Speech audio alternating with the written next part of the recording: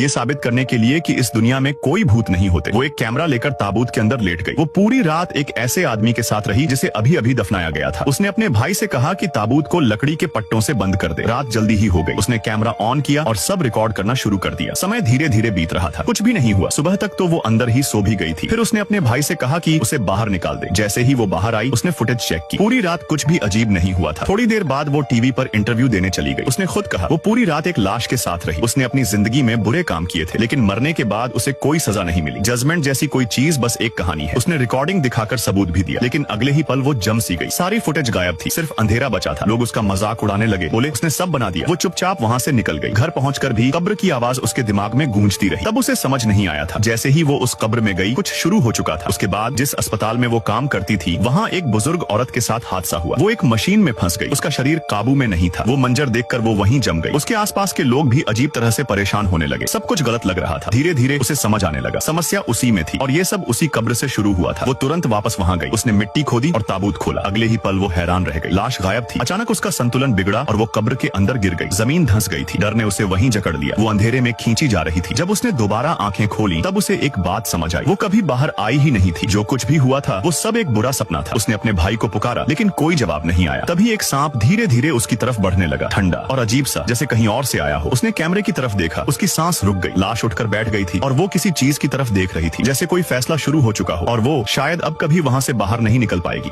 और फिर video like करने पर पार्ट 2 मिल जाएगा।